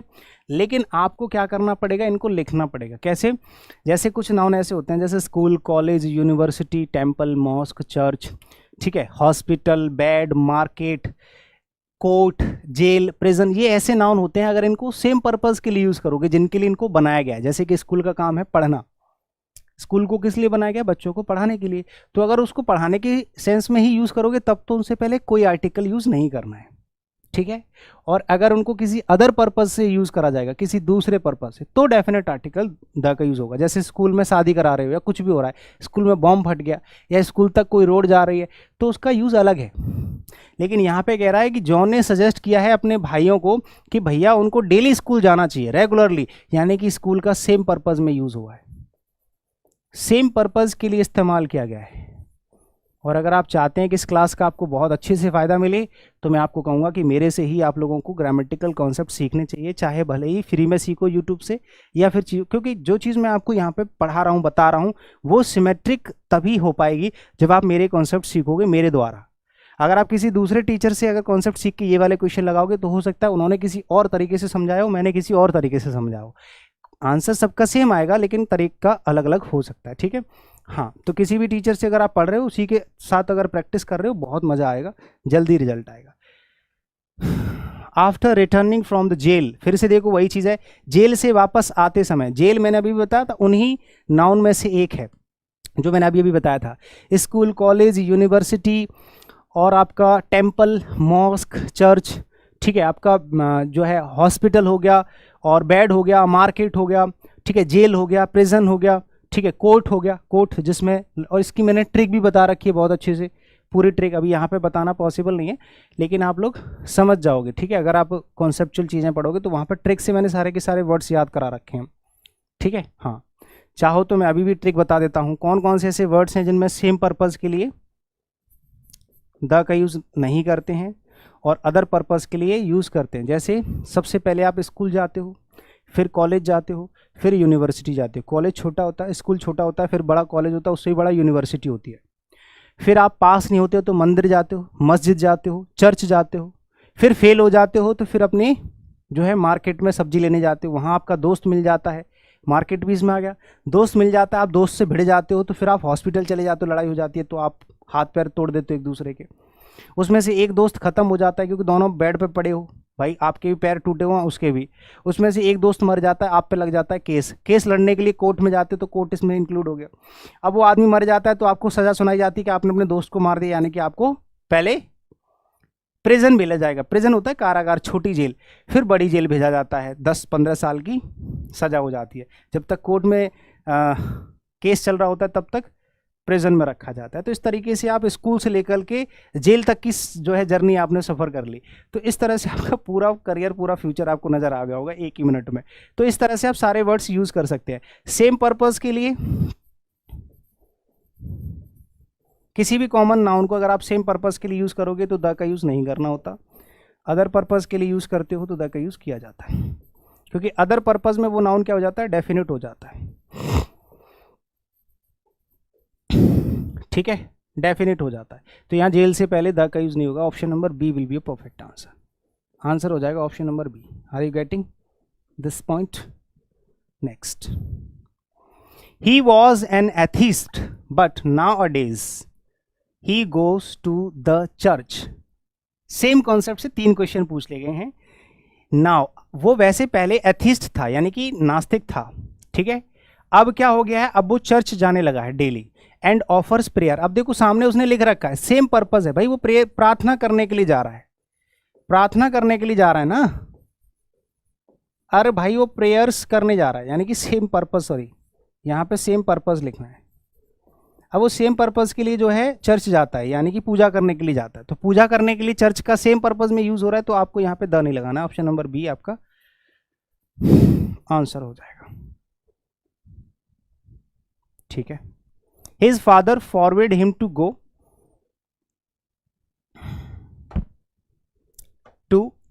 To cinema late at night. इसका आंसर कौन बताएगा, बताओ। जितने भी सेंटेंसेस, पहली बात मैं आपको बता दूं, जितने भी हमारे इन्वेंटेड थिंग्स होती हैं, इन्वेंशंस जिनका आविष्कार हुआ है धरती पर, जैसे radio, television, bulb, camera, computer, cinema, theatre, ये सब, इन सब के नाम से पहले हमें डेफिनेट आर्टिकल द का यूज़ करना होता है। तो आपको यहाँ पे सिनेमा से पहले द का यूज़ करना पड़ेगा, option number C is the correct answer. अगर आपको कॉन्सेप्ट नहीं पता है तो लिख लो, the is used before the names, before the names of inventions.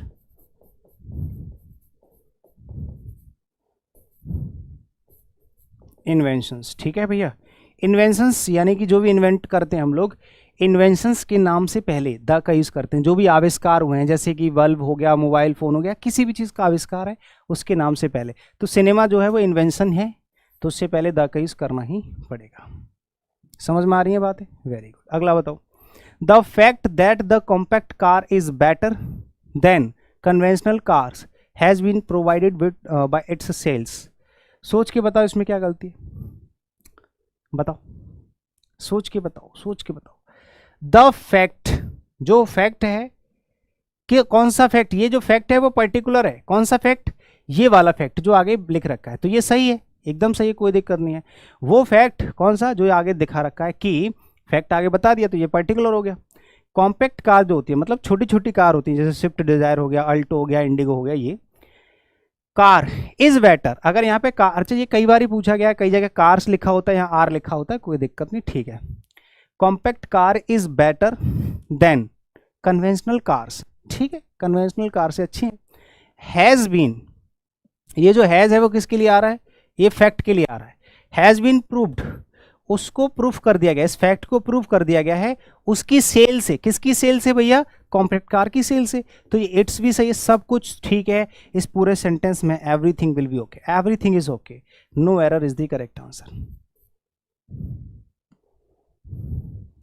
There was little milk, little milk का मतलब हो गया ऑलमोस्ट जीरो, ठीक है, लिटिल मिल्क का मतलब होता है almost zero in the bottle, मतलब इस बॉटल में कितना दूध है, लिटिल मिल्क है, यानी कि लगभग जीरो है, थोड़ा सा 1-2 बूंद, बाकी ये मान लो इतना नहीं है कि आप इसको यूज कर पाओ, लेकिन फिर भी आगे वो क्या कह रहा है, एंड सी गेव इट, और उसने उस दूध को दे दिया, ठीक है, किसको, टू द बेबी, उस बच्चे को, व्हेन इट स्टार्टेड, जब वो स्टार्ट हो गया रोना, जब बच्चा रोना स्टार्ट हो गया तो उसने उस दूध को उस बच्चे को दे दिया। अब भाई बच्चे को दूध दोगे कैसे जब दूध बोतल में है ही नहीं, तो है ना, और अगर आप दे रहे हो तो दूध होना चाहिए, इसका मतलब है कि ये जो लिटिल है इससे पहले आपको ए लगाना पड़ेगा, यानी कि थोड़ा सा दूध उसमें होगा तभी उसने उस रोते हुए बच्चे को पिलाया है उस दूध को, समझ रहे हो, इसका मतलब आपको इस अमाउंट को थोड़ा पॉजिटिव करना पड़ेगा, लिटिल मिल्क नहीं, अ लिटिल मिल्क, क्योंकि उसमें थोड़ा दूध था तभी तो बच्चे को दिया, अगर दूध ही नहीं होगा तो बच्चे को देंगे कैसे, तो a little milk, option number A is the correct answer.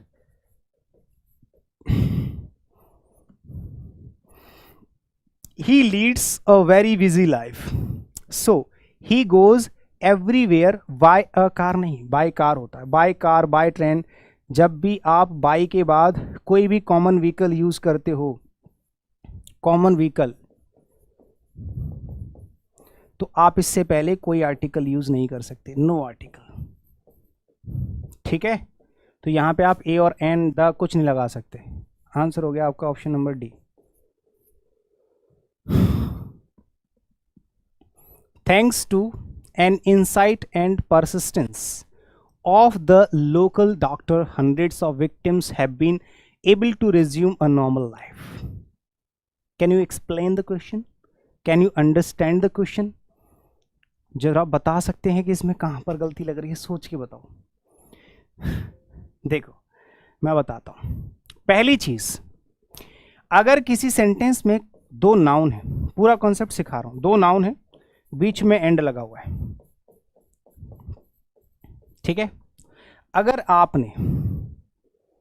आपने एक नाउन से पहले द लगा दिया और दूसरे नाउन से पहले कुछ नहीं लगाया, इसका मतलब ये नाउन दोनों एक ही हो गए, तो आगे जो है वर्ब आपको सिंगुलर लगानी पड़ेगी, ठीक है, ये दोनों एक ही नाउन है, एक ही नाउन, ठीक है, लेकिन ऐसा तब हो सकता है जब ये पॉसिबल हो, जैसे डॉक्टर और टीचर एक हो सकते हैं, पॉसिबल है, ठीक है, फादर और कोच एक हो सकते हैं, ब्रदर और टीचर एक हो सकते हैं, ब्रदर डॉक्टर एक हो सकते हैं, मदर टीचर एक हो सकते हैं, ठीक है, भाई और टीचर, भाई और डॉक्टर, भाई और पायलट, ठीक है, हो सकता है, लेकिन अगर कोई कहे कि गाय और भैंस एक हो सकती है, नहीं हो सकता, माता और पत्नी एक हो सकती है, सिस्टर और ब्रदर एक हो सकते हैं, यानी कि अगर दो डिफरेंट नाउन है जो एक हो ही नहीं सकते, तो आपको क्या करना पड़ेगा, दोनों से पहले अलग अलग आर्टिकल लगाना पड़ेगा। तो यहां पर ये कह रहा है कि जब भी इंसाइट एंड परसिस्टेंस, तो एक व्यक्ति की दो चीजें हैं, यानी कि उस व्यक्ति of the doctors, local doctor जो हैं उनके परसिस्टेंस और इंसाइट, इंसाइट का मतलब होता है अंतःदृष्टि, और परसिस्टेंस, ये दोनों चीज क्या है, या तो एक हो जाए, अब दोनों चीज एक नहीं हो सकती, ठीक है, तो आपको इसमें क्या करना पड़ेगा, thanks to an insight and persistence, an insight and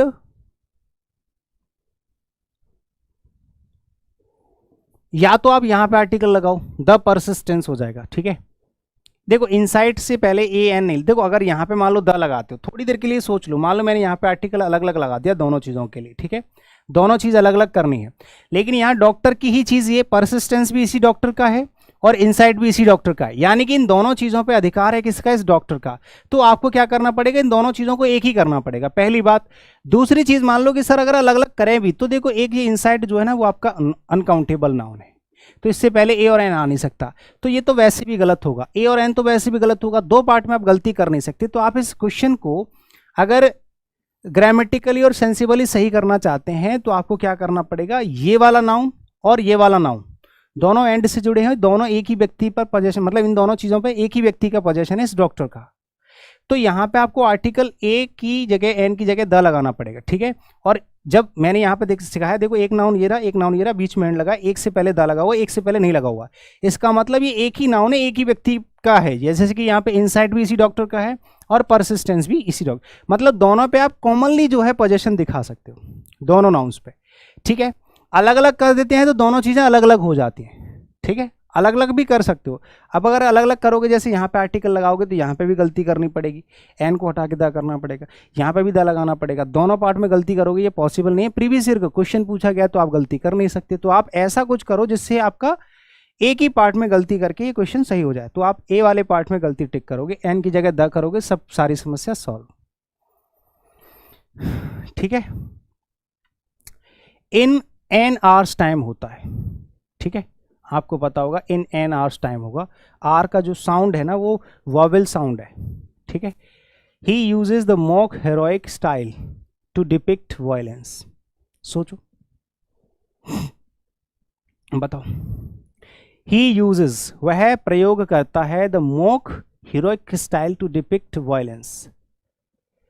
देखो, वह प्रयोग में लाता है, क्या चीज प्रयोग करता है, बताओ क्या चीज प्रयोग करता है? एक जाली यानी कि नकली हीरोइक स्टाइल, वो ऐसे नकली दबंगी दिखाता है जिससे क्या हो जाए, टू डिपिक्ट वायलेंस। डिपिक्ट का मतलब होता है कि दूसरों को ऐसे दिखाता है, वायलेंस दिखाता है, मैं कितना उपद्रवी आदमी हूं, लेकिन वो नकली है, इसके पास कोई दबंगी नहीं है। तो यहाँ पे जो है वायलेंस अनकाउंटेबल नाउन है, ठीक है। डिपिक्ट जो है आपका 2+V1 है, everything is okay, no error. इस क्वेश्चन में कहीं पर भी कोई गलती नहीं है, आंसर हो जाएगा आपका ऑप्शन नंबर ए, ठीक है, कोई गलती नहीं है, no error. People in Darwin had become so accustomed to cyclone warnings that few of them paid any attention to the radio warnings which begin this morning। बताओ इसमें कहां पर गड़बड़ी है? पीपल इन डार्विन, डार्विन एक जगह का नाम है, वहां के लोगों की बात हो रही है। हैड बिकम, हो चुके थे, क्या हो चुके थे? सो अकस्टम्ड, आदि, किस चीज के लिए?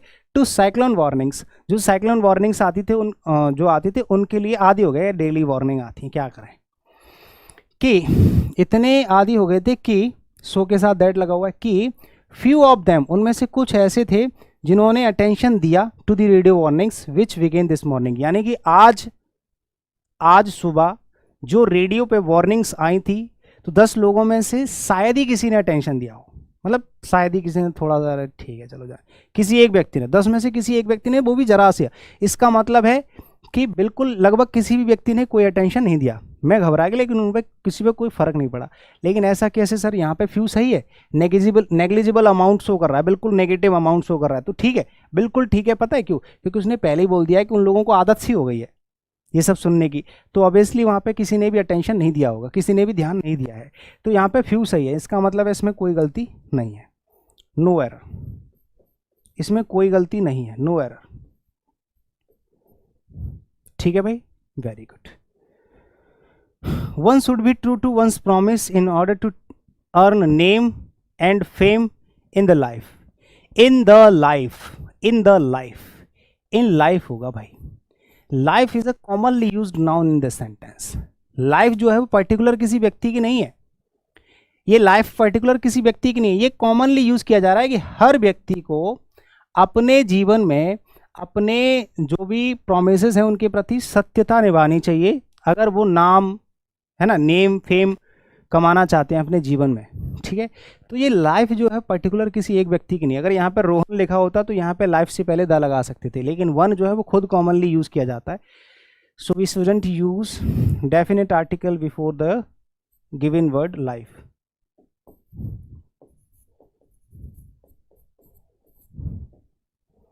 Next, the seed of all the modern amenities lies in the science। फिर से वही चीज है, सेम, बताइए, सेम चीज है। जैसे अभी लाइफ जो है कॉमनली यूज किया गया था, ऐसे यहां पे भी साइंस जो है, साइंस जो है वो कॉमनली यूज किया गया है, कॉमनली यूज्ड नाउन। जब कोई नाउन कॉमनली यूज करा जाता है तो उसके नाम से पहले द का यूज नहीं कर सकते आप। जब किसी भी चीज को पर्टिकुलराइज कर दिया जाता है, उसको डेफिनेट बना दिया जाता है, तब डेफिनेट आर्टिकल यूज होता है। तो यहाँ पे लाइज इन द साइंस नहीं होगा, लाइज इन साइंस, ठीक है। अगर आप सभी लोगों को क्लासेस की प्रॉपर पीडीएफ चाहिए हुआ करें तो open study Telegram channel join करिएगा। और अगर आप सभी लोग मेरे से डायरेक्टली कनेक्ट होना चाहते हैं और आप इंस्टाग्राम यूज़ करते हैं तो अनिल जादौन इंग्लिश करके इंस्टाग्राम अकाउंट है, सेम पैटर्न, अनिल _जादौन_इंग्लिश करके ये मेरा इंस्टाग्राम अकाउंट है, आप मुझे यहाँ पे फॉलो कर सकते हैं। ठीक है, किसी तरह की अगर आप लोग डायरेक्ट कनेक्टिविटी चाहते हैं मेरे साथ। Music is science but singing is an art. जैसे यहाँ पे सिंगिंग इज एन आर्ट, जब भी हम किसी नाउन का कंपैरिजन करते हैं किसी दूसरे नाउन से तो हम आर्टिकल ए और एन लगा सकते हैं। ठीक है, वो भी कैसे, सिर्फ इमेजिनेशन के साथ। जैसे मैंने कहा कि म्यूजिक एक साइंस है, ऐसे ही सिंगिंग एक आर्ट है। तो जब हम किसी चीज़ का इमेजिनेशन के साथ कल्पना करते हैं, कंपैरिजन करते हैं, तो हम उससे पहले आर्टिकल ए और एन लगा देते हैं। ठीक है, जैसे आगे लिखा हुआ है एन आर्ट, ठीक है, लेकिन यहाँ पे साइंस से कंपेरिजन कर रहे हैं तो आप आर्टिकल लगा सकते हैं, लेकिन जब कॉमनली यूज़ करोगे तो आर्टिकल नहीं लगाओगे। Music is a science but singing is an art, ऐसे करके आप यूज़ करोगे। क्लियर? Very good. तो ऑप्शन नंबर ए इसका सही जवाब हो जाएगा। एक बार वॉइस वगैरह चेक कर लूँ सब कुछ ठीक जा रहा है कि नहीं। भाई बताओ सब ठीक है। चलिए question number 36। We should spend a good part of the day in out of door activities and games because staying indoors all the time is bad for health. बताइए कहाँ पर गड़बड़ी लग रही है, सोच के बताएंगे आप मुझे। इसमें वी शुड स्पेंड, हमें स्पेंड करना चाहिए अ good part of the day, अपने पूरे दिन का बहुत अच्छा समय, बिल्कुल ठीक है, अ good part of the day, कोई दिक्कत नहीं है। इन आउट ऑफ डोर एक्टिविटीज, जो घर के बाहर की कुछ एक्टिविटीज हैं उसमें, एंड गेम्स, बिल्कुल सही बात है। बिकॉज स्टेइंग इनडोर्स, क्योंकि घर में रहने से ऑल द टाइम, पूरे समय, इज बैड फॉर हेल्थ, ये हेल्थ के लिए बिल्कुल नुकसानदायक है। नो एरर, कोई दिक्कत नहीं, answer is the no error. Answer हो जाएगा आपका नो एरर, कोई गलती नहीं है, कहीं पर भी गलती नहीं है। ठीक है, everything is okay. Next, we should mix his authority with little of courtesy and common sense. No error. बताओ इसमें कहां पर गड़बड़ी है, सोच के बताओ। He should mix his authority with little of courtesy and common sense. भाई ये बताओ कि उसको अपनी सारी अथॉरिटीज को मिक्स करना चाहिए with little courtesy. Little of courtesy नहीं होगा, यहां पे कॉमन सेंस एंड कॉर्टेसी, और ऑफ से पहले एक यहां पे जो है एडजेक्टिव है, नाउन होता तो हम द लगा देते, लेकिन यहां पे नेग्लिजिबल अमाउंट की बात नहीं हो रही है, क्योंकि वो मिक्स करने के लिए कह रहा है, तो कुछ तो भाई अपनी अथॉरिटीज को मिक्स करेगा। कॉर्टेसी का मतलब होता है एक नम्रता, विनम्रता, ठीक है, अच्छे संस्कार जो होते हैं ना, आचरण उसको कहते हैं, या कॉमन सेंस। तो भाई उसको कॉमन सेंस या फिर कॉर्टेसी यूज करनी चाहिए, अपनी अथॉरिटीज के साथ थोड़ी सी मिक्स करनी चाहिए। तो भाई साहब आपको यहाँ पे थोड़ा सा अमाउंट पॉजिटिव करना पड़ेगा, क्योंकि इसमें नेग्लिजिबल अमाउंट शो नहीं कर सकते, क्योंकि वो कुछ, जैसे मैंने कहा भैया आपको थोड़ा सा मिल्क ऐड करना चाहिए या इस मिल्क में वाटर ऐड करना चाहिए, तो ऐड कब करोगे, बिल्कुल नहीं करोगे, हैं। To increase the amount of this milk, अगर अमाउंट बढ़ाना है तो उसमें थोड़ा बहुत पॉजिटिव अमाउंट करना पड़ेगा, तो यहाँ पे लिटिल से पहले ए यूज करना पड़ेगा, a little of courtesy and common sense. It is a pity that the son of millionaire should indulge in stealing. भाई साहब सोच के बताओ, सोचो। जैसे मैंने कहा ये तो एक करोड़पति बाप की औलाद है। अब मिलेनियर जो वर्ड है एक्चुअली इसमें कॉमनली यूज किया गया है, मतलब बहुत सारे मिलेनियर्स हो सकते हैं हमारे देश में या हमारे पूरे संसार में, उसमें से किसी एक मिलेनियर का बेटा है। तो यहाँ पे जो लिखा हुआ है ना, द सन ऑफ मिलेनियर, तो यहाँ पे देखो मिलेनियर को या तो पर्टिकुलर तो कर नहीं सकते, क्योंकि मिलेनियर तो बहुत सारे हैं, अकेला तो कॉमन नाउन है। अब उन सब में से कोई एक मिलेनियर होगा, करोड़पति होगा, उसका बेटा है, तो बोलते ना कि ये एक करोड़पति बाप की औलाद है, ये एक बिगड़ी हुई बाप की औलाद है। तो एक आर्टिकल ए और एन यहां पे आपको यूज करना ही पड़ेगा। सन of a Millionaire, sun of a businessman, this is the son of a businessman, sun of a teacher, ऐसे करके। अगर आप कॉमनली नाउन यूज कर रहे हो उससे पहले आपको आर्टिकल ए और एन लगाना पड़ेगा, समझ गए, अगर पोजीशन भी दिखाना है तो। It is a pity that the son of a millionaire, किसी एक करोड़पति बाप की औलाद है। This is the most important question that you have to prepare very carefully? बताओ बताओ, सोचो सोचो सोचो। हम लोगों को एक चीज जो है आती है, जो हम लोग पढ़ चुके हैं कि सुपरलेटिव डिग्री से पहले द का यूज किया जाता है, ठीक है। लेकिन कई बार हमें कंफ्यूजन भी हो जाती है, जैसे कि आपको इस क्वेश्चन में कंफ्यूजन हो रही होगी कि यहाँ पे मोस्ट जो है वो आपको सुपरलेटिव डिग्री लग रही है, ठीक है, लग रही है। मैंने कहा कि this is the most important question, ये सुपरलेटिव डिग्री नहीं है, इतना ध्यान रखो। जैसे कि मैंने कहा this is the most important question, इसका मतलब है कि यही मोस्ट इंपॉर्टेंट क्वेश्चन है, ये इससे मोस्ट इंपॉर्टेंट क्वेश्चन है ही नहीं है। जबकि यहां पे वो आगे कह भी रहा है कि that you have to prepare very carefully, जिस क्वेश्चन को आपको बहुत ही सावधानी पूर्वक पढ़ना चाहिए, है ना, उनमें से ये क्वेश्चन ऐसा है जो इंपॉर्टेंट है। तो आपको यहाँ पे मोस्ट जैसे मोस्ट है, मोस्ट और मोर, ये हमेशा सुपरलेटिव और कंपैरेटिव नहीं होते हैं, ये अमाउंट को ज्यादा करने के सेंस में भी इनका इस्तेमाल किया जाता है, एक एडजेक्टिव की तरह, एक एडजेक्टिव की तरह हम ज्यादा के सेंस में, जैसे मैंने कहा मोस्ट पीपल या most of the people, most people no this, मैंने कहा ज्यादातर लोग इस चीज को जानते हैं कि sun rises in the east, the sun rises in the east, most people know that the sun rises in the east, ज्यादातर लोग जानते हैं।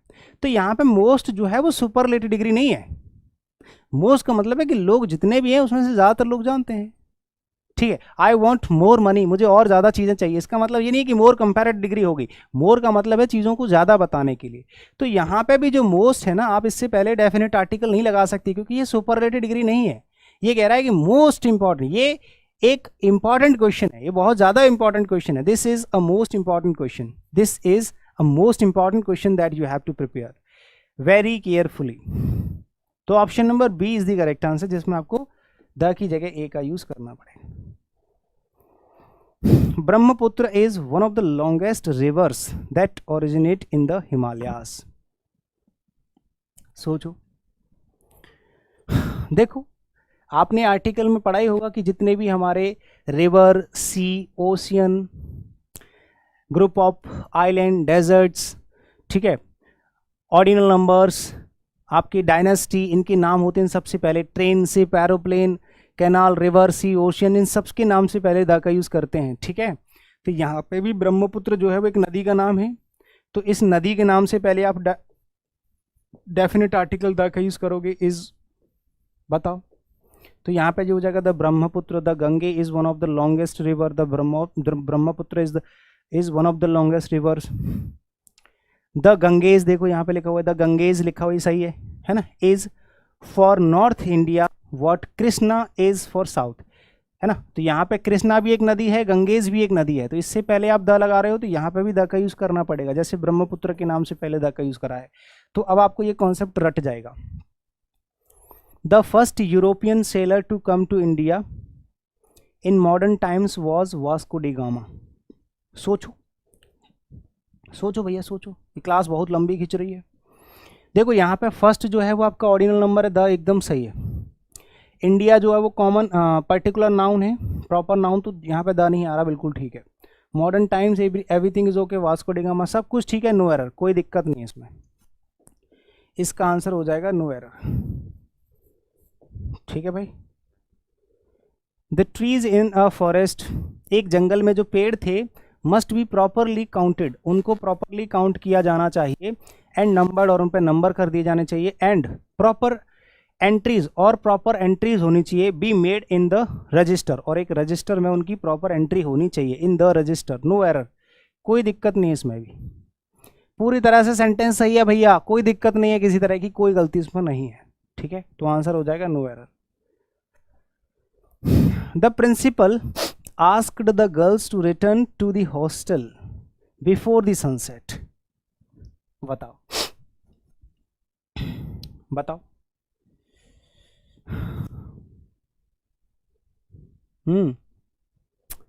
देखो, द प्रिंसिपल आस्क्ड, प्रिंसिपल ने कहा, पूछा या बोला उनको, मतलब गर्ल्स से वापस आने के लिए, टू दी हॉस्टल, हॉस्टल में, बिफोर द सनसेट नहीं होगा, बिफोर सनसेट होता है, ठीक है, हाँ, बिफोर द सनसेट नहीं, बिफोर सनसेट, ठीक है। बिफोर एक प्रपोजिशन है, प्रपोजिशन के बाद एक नाउन लिखा हुआ है, तो उससे पहले एक और बार डिटर्मिनर यूज करने की कोई जरूरत नहीं है, ठीक है ना।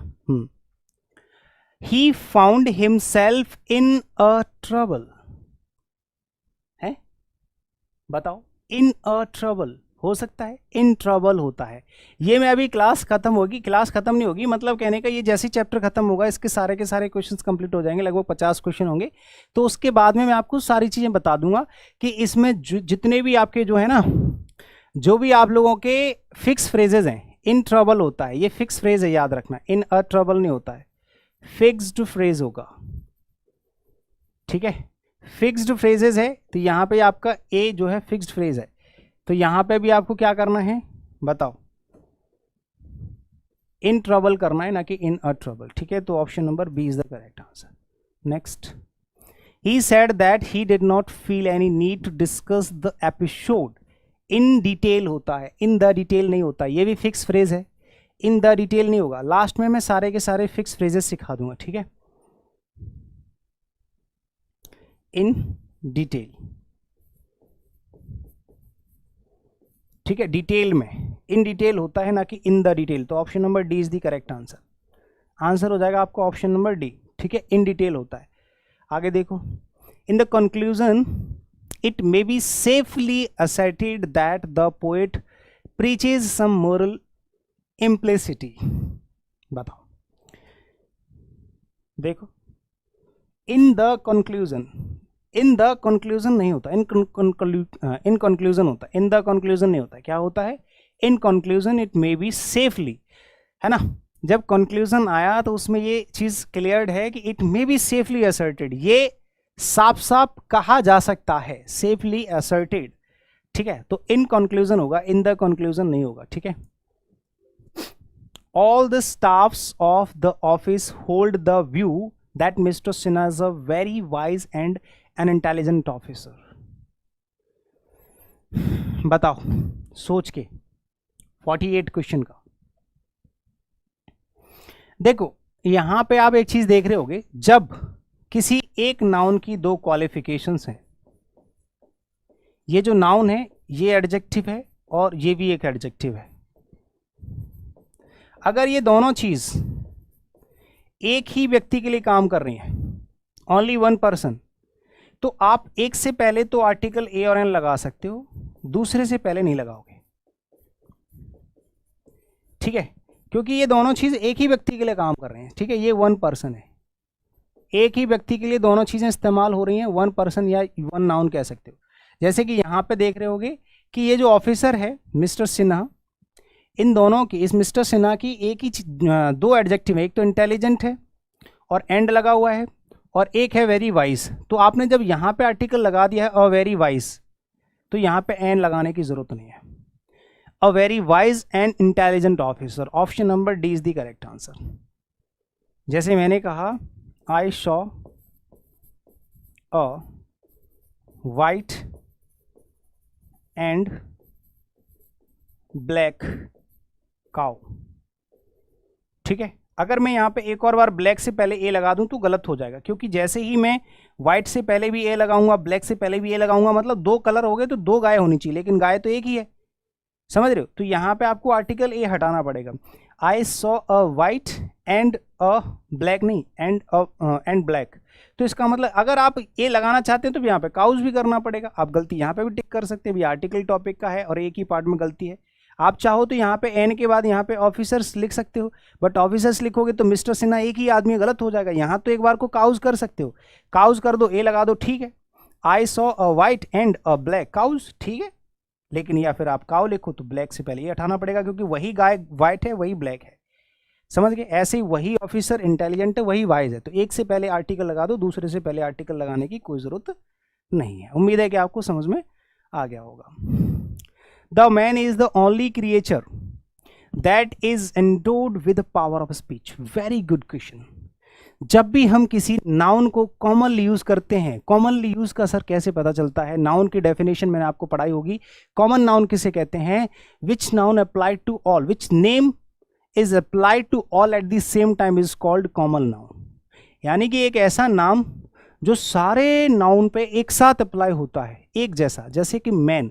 अब यहाँ पे मैन की बात हो रही है कि वह आदमी, कोई पर्टिकुलर आदमी की बात नहीं हो रही है। कह रहे हैं कि आदमी जो है वो सिर्फ इकलौता ऐसा क्रिएचर है जो जिसके पास एक अच्छी स्पीच की कला है, वो अच्छे से स्पीच दे सकता है।